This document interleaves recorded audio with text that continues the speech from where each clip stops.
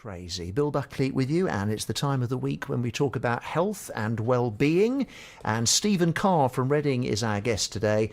Stephen is a Zen baker, or should I say, Stephen, the Zen baker, because I can't imagine there are many around, or am I wrong? There's actually, I don't call myself a Zen baker. It's bread and mindfulness, Right. So not really associated. I borrow a bit from Buddhism, but it's Yes. not Zen bakery. It's just it's one of those irresistible, snappy little phrases, Exactly, isn't it? yeah, I did Resist it, originally- I will from now on. I did originally call it Zen and the art of bread making, but that's people what it just frowned on that and said, no, don't call it that. Okay, so it's bread and mindfulness. Exactly, Now. yeah. What does that mean exactly? Right, well, mindfulness is a practice and a philosophy about trying to connect more with life. I found myself a number of years ago getting dissatisfied with life, my internal life. I didn't seem to be connecting with life very well. Oh. What do you mean when you say that? Like, for example, we have fleeting glimpses of how brilliant life can be. Say when you fall in love or you get a good job, Yeah. you win a load of money on the lottery, suddenly life becomes amazing but it passes, it's fleeting. And the rest of the Right. time we spend all our days either putting things in boxes that we could call neutral experiences, Right, so we yes. ignore them, boring stuff, day-to-day boring stuff, that we choose to ignore that. Right. We have pleasurable thoughts, and we try and grasp those, and we're always grabbing for those. And we Yeah. have the negative thoughts we try and run away from. Right. And that's just not just normal life then? Or... And I'm saying normal life is mad. That's a form of insanity, and I think we're all bonkers underneath. And it's about time we admitted it. And the point being that meditation calms all that down. What Buddhists call the monkey mind, or mind chatter, if you like. Have you ever found yourself having conversations with yourself All the in your time. head? And then Never stop. this third person comes in from somewhere that's unobserving, and you think, where's all this coming from? It's like a kind of madness. But meditation calms all that down. Right. It allows you to connect with the simple things in life and really experience the here and now without fretting about the future and without dwelling on the past. So mindfulness and meditation, then they're not synonyms, but there's a lot of meditation within mindfulness. Exactly. Part of mindfulness is meditation. There is a lot of theory behind it as well, and philosophy that we discuss, because you need both. You need to know why you're doing it.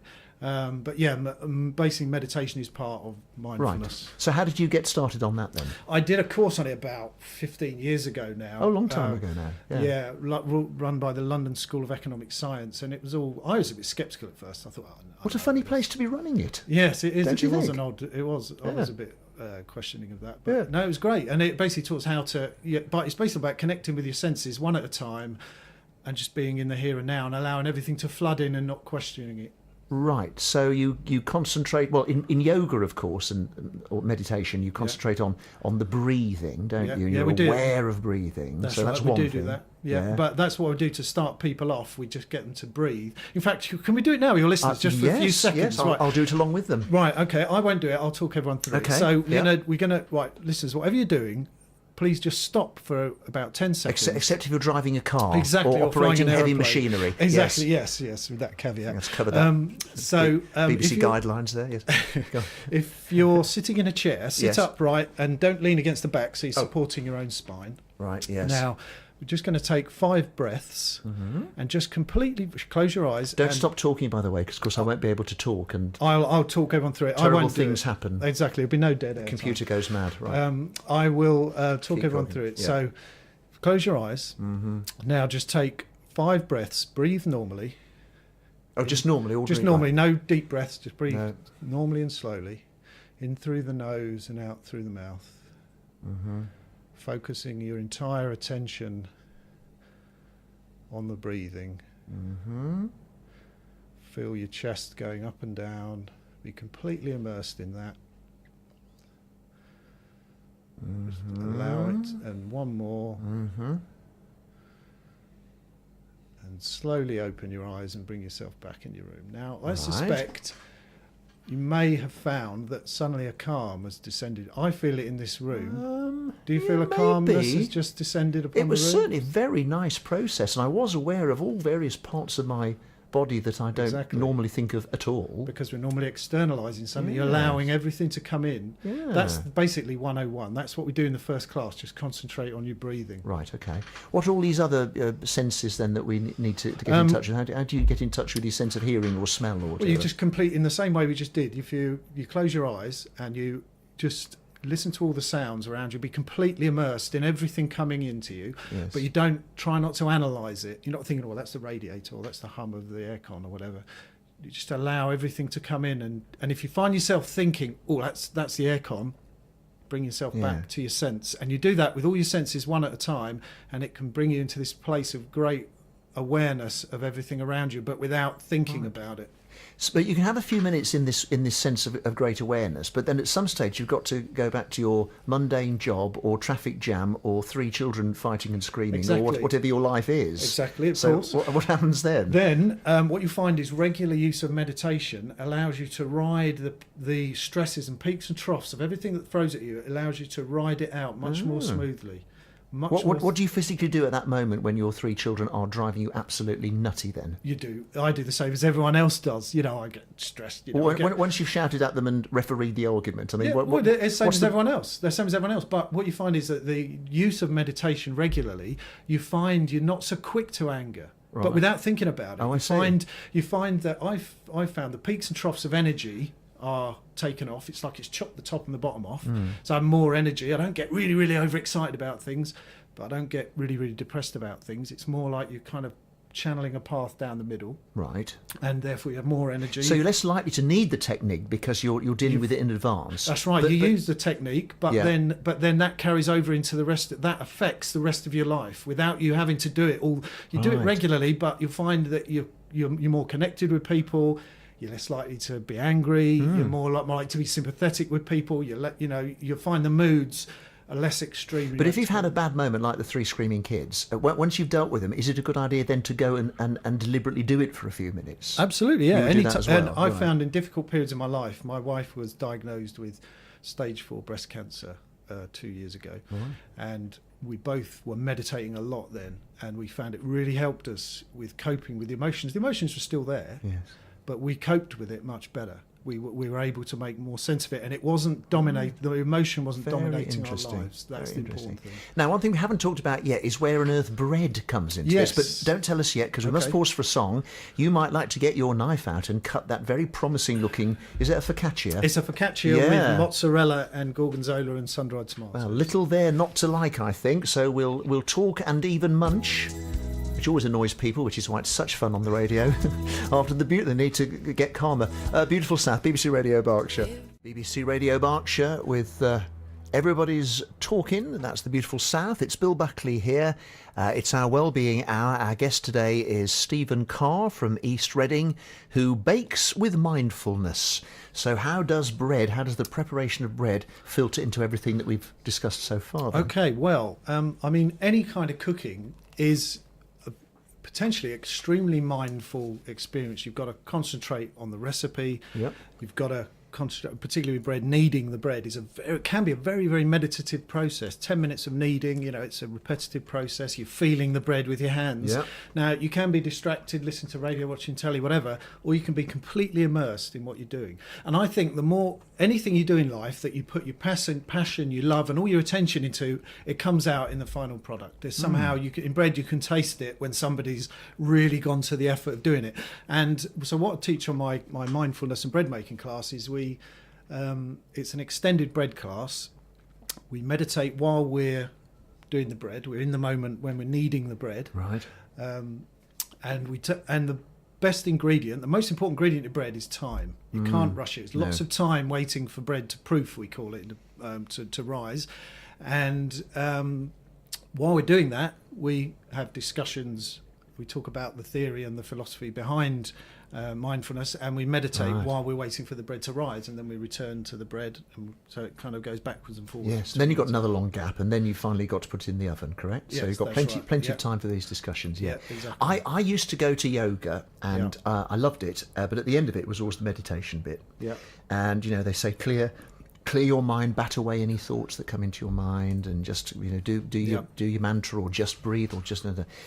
My mind used to fill up with all kinds of. I mean, it's completely the opposite of what you should be doing. Not least because it was straight after work, and I hadn't eaten yet, and I didn't want to do yoga on a full stomach. So hungry and wondering what was in the fridge, and did I need to stop on the way home, and did I use that piece of Stilton on Sunday, or could I make something out of that? Oh, I'm not supposed to be doing this. How do you make your mind stop? Especially for years and years, you've been like you described earlier, where there's 1,000 things flittering around your brain the whole time. And What's the trick? It's not a trick, it's a practice. And what you've just described, by the way, is perfectly normal. Don't beat yourself up about it. And the worst thing you can do is say, I shouldn't be doing this, because that isn't reality, is it? No, I shouldn't be doing. So what we do to get people into the meditation is we say, just observe your thoughts. It's like, imagine your thoughts are cars on a motorway, running along the motorway. You're sat on the edge. So when you see a thought come into your mind, what do I need to put in my fridge? Just watch it. Just watch that thought as an observer. Don't try and do anything with it. Don't try and force it. Don't try and say, no, I'm not supposed to be doing that, because then you get into this terrible bind where you're not supposed to be thinking about your own thoughts, and that's madness. So the best thing to do is just to observe. What I'd suggest is, next time you do it, just observe those thoughts. Don't try and do anything with them. Just observe them. So don't try to solve them. Don't answer the question either. That's the worst thing. See, physically, not physically, obviously, but in your mind's eye, see the thought going past and going off down the road. Be aware of where it's come from. Don't try and do anything. And of course, it will be a very congested motorway to start with. There's a hell of a lot of thought. That's fine, though. That's absolutely fine. Modern life is full of pressures, and more so as time goes on. Financial pressures, people have, mental health cases are on the rise. Kids are under a lot of pressure at schools now. This stuff is really, really good for helping people through stress, helping them with their, particularly kids doing exam revision. It could be great. They're now doing mindfulness in schools. That's good. My daughter has been doing mindfulness in school to help. I bet she's a star pupil, isn't she? With you for a dad, she's very good. Yeah. No, I wouldn't say that, but she's very good. Yeah. And eventually, if I keep seeing all this jumble of worrying thoughts as cars on a road going past, the road will empty. One day, I'll just see you do that emptiness every day. And over a period of time, you'll start to see an empty road, and then you'll just be able to just soak everything in and be able to feel everything without you thinking in another realm, which is, I need to fill my fridge. That's in the future, isn't it? Yeah. That's something in the future. I need to fill my fridge, So in these sessions that you do, then the crowning moment, I suppose, is when these wonderful loaves come out the oven. What do you do then? Have your final chat whilst you eat it? Do you? No. They take we do have some snacks. We make a salad, and I make some bread snacks for them to eat while the bread's cooking. But the participants take their own bread home with them. They've made their own loaf completely from start to finish. I don't touch it, and they put it in the oven, and then they take it out the oven, and they take. That'll include people who've never made a loaf of bread before. All my bread classes are for beginners. Right. Yeah, all of them. But there's quite a technique to the kneading and the knocking back and the proving. There is, and it's all there to you can be do learned. that in one go.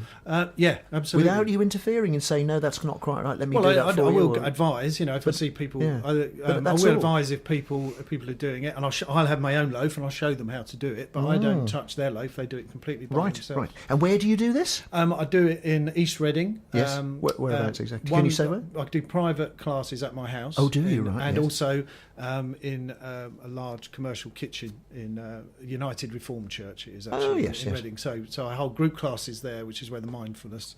And what's the most people you would have at any one time? 10 people is the maximum class size. Okay. And who are they? What sort of people find you? Anyone comes to my bread classes. Lots of middle-aged people. I had a guy the other week who was brought in for his 70th birthday for his dad, and they came together. A lot of people buying presents. That's nice. So it tends to be older people, but people run bread classes for for kids, during summer holidays, so it's for all age groups really, and all people who are just interested in eating better, healthier bread that they can make themselves at home. You see, I'd like to think that by the time I reach 70, I'll have far fewer cars on that motorway anyway, and things will be slowing down a bit. But I suppose it never really stops the traffic jam on the motorway of the mind. More of a bus at that point. Do you think?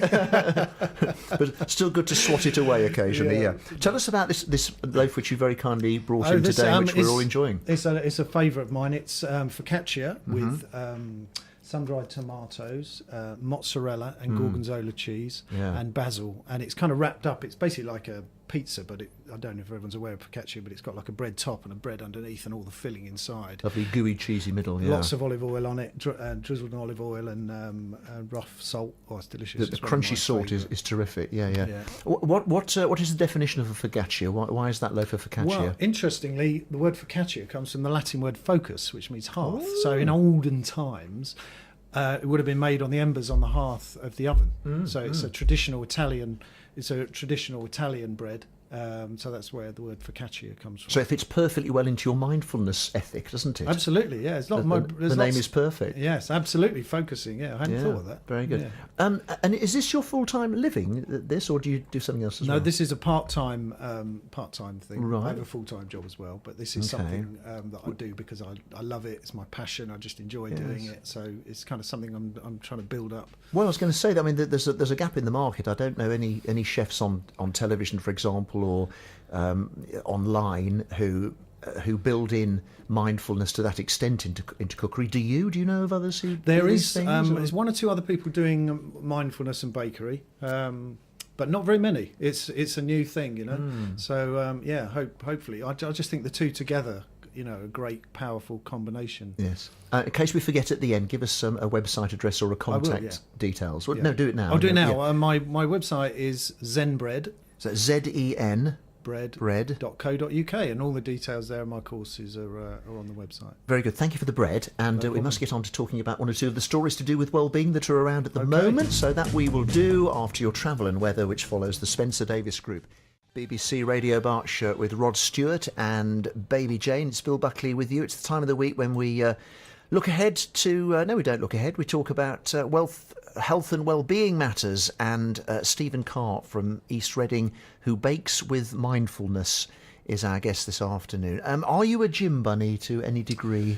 On and off. I have had gym memberships. I do go running. Every day, but not the gym. I find it a bit too constraining. Yeah. Yes. Now, running, there's another time when you can let your mind run free, presumably. Yeah. So you're doing your mindfulness even. Yeah, that's one of the small pleasures in life. Taking my dog for a walk, and particularly running, you can completely focus on what you're doing. Yeah. The reason I ask is that, trainers rave about fasted gym sessions and whether they're more effective for losing weight. Experts have been touting the benefits of exercising on an empty stomach for years. In recent years, trainers and celebrities have brought the trend for fasted gym sessions, skipping breakfast when hitting the treadmill before work. For example, the rationale being that on an empty stomach, your blood sugar and glycogen levels fall when you fast.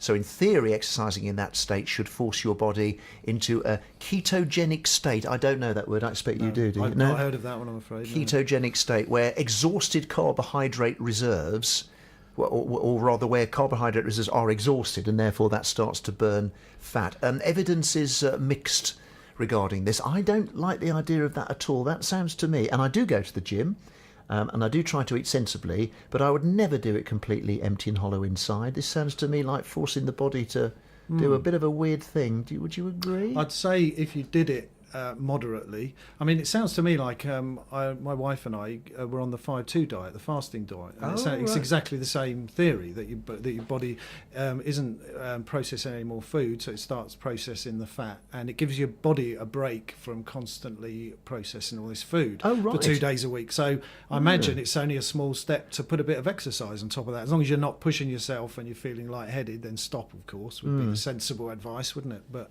yeah. Isn't it funny then that presumably you don't find it easy, or didn't find it easy, to go 2 days a week with only 500 calories?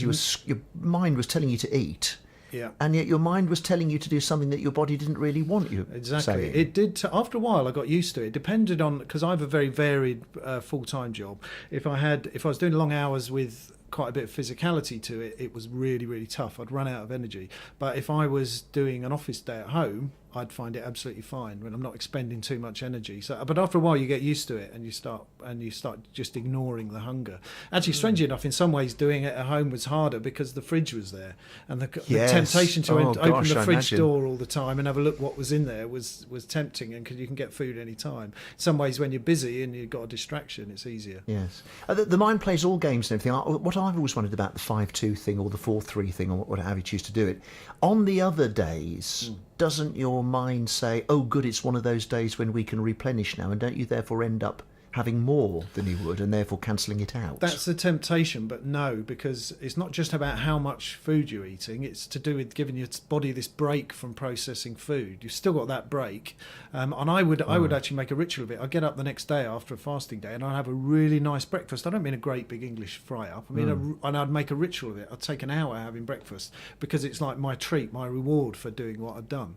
But actually, I found the rest of the time I was trying to eat 10% less food on every meal I had because I thought, it's pointless if I then go and have a steak every day for the other 5 days. It's pointless. So it kind of changes your diet the rest of the week. Was it more for health then than for weight loss for you? It wasn't for weight loss for me. I'm not overweight. I was going to say, if it was, it's worked quite well because you're clearly not overweight now. No, and I'm actually more overweight than I was then. I've got a bit more on my belly than I had then. Right. No, it was more. I was sold. Michael Mosley did a great documentary about the 5-2 diet a couple of years ago, and it is a lot of evidence that you less likely to get cancer, less likely to suffer from all sorts of things if you do this fasting diet. Yeah. Well, you mentioned cancer, and you've talked about your wife, of course, also. And there's another story around which says scientists have discovered why some vegetables, including cabbage, broccoli, and kale, can reduce the risk of bowel cancer. They knew it did, but they didn't know why it did.